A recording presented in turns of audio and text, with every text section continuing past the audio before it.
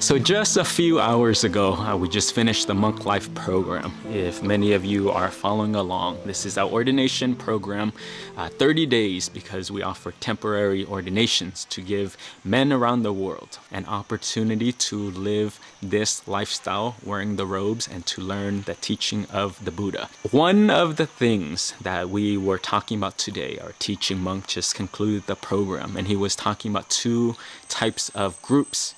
And one group that we have out there is lay people.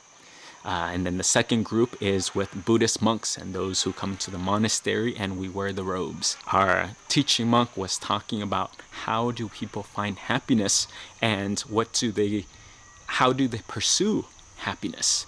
And one of the things in the lay life, again, this is not good or bad, but it's just how it is. And I just wanted to share it. In the capitalist world, we have this mindset of to be happy, you need more.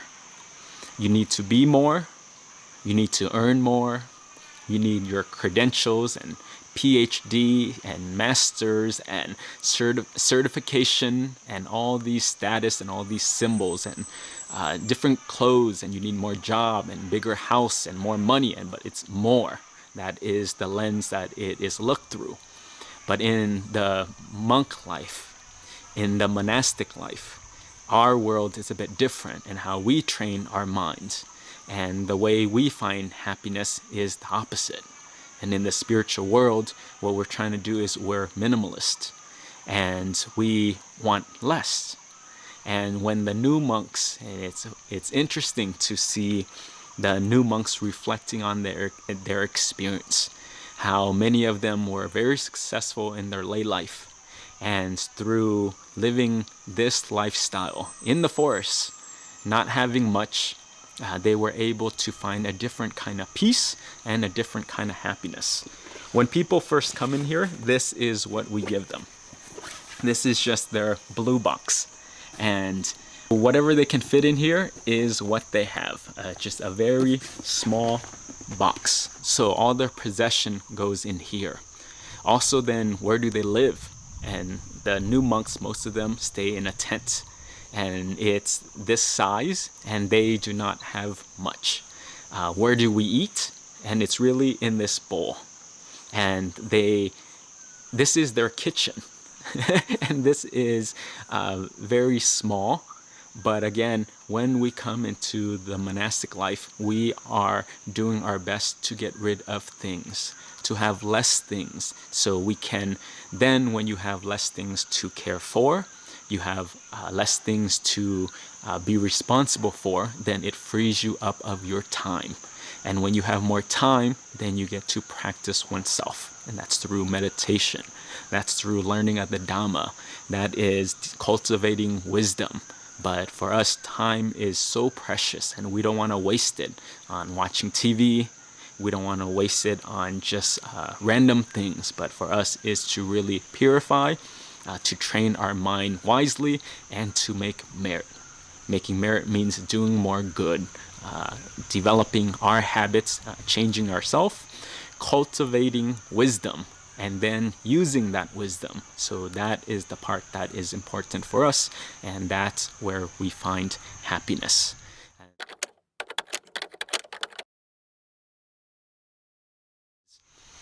When we think about monks versus lay people, what is the difference? And the main difference is really with precepts. Outside, in the lay life, you can do anything besides the laws out there.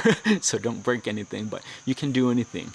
You can eat anytime you want. You can eat however many meals your heart desires. So it's okay. But in the monk life, we have 227 rules that we follow to train our mind. So that's one thing.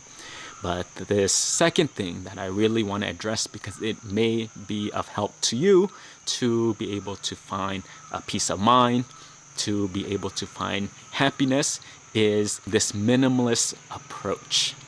And difference that I see and experience and have touched myself as a Buddhist monk living in this lifestyle is the number of things that we have. When we have more things, we just have more responsibilities and we just have to take care of it. And for monks is by having less things, we just have less problems. Okay, so what does all of this mean? Let's give some examples. In the outside world, for many of those who are watching, you guys are all very beautiful. Yeah. And one of the important things that you all have and that you value is hair. The fact that you have hair, it comes with a maintenance. And by just the fact of having hair, you need to worry about what kind of shampoo, what kind of conditioner, what kind of haircut you want, what kind of hairstyle, what kind of barber and stylist, what is the new trends, what people are gonna think of it, how do you decorate this hair. And I remember when I moved to Malibu, I remember going to a stylist and he charged $50 for a haircut. I mean, it just came with a new thing and I had to figure out like what style. And then again, just the fact that you have hair, it comes with already a multitude of issues that you need to consider. Now, come to the monk life. And as you can see, for me, I don't have that beautiful hair. I don't even have my eyebrows because it's a tradition in Thailand. And the amount of problems, the amount of worries associated just with hair, it's eliminated. I don't even have a comb. I don't have a brush. I don't have a blow dryer. I don't have products to make sure my hair is soft. I don't worry about who is my barber. I don't worry about the hairstyle. I don't worry about the color and the maintenance. So already by having hair, you have 17 more problems than I already have without hair. So that's just with hair. Now, another example is with clothing. You know, how many shoes do you have? I remember back home, I would have like 20 pairs of tennis shoes. And these shoes would be different colors. And I had to worry about what style and what season. Is this athletic shoes? Is it shoes for dancing? Is it shoes for business? Is it shoes for the summer? And then I need sandals. And then with shoes, I need to worry about the socks. What color socks? Then I want polka dot socks. Then I want short socks. And I want long socks. Then I want thick socks. And then the difficult thing is then you need to worry about, well, with these beautiful shoes that I have, what am I going to wear with it? What pants am I going to wear? What shirt am I going to wear? Then what tie? Then what coat? And then what season is it? And then what is the trends for that moment? What are people going to say?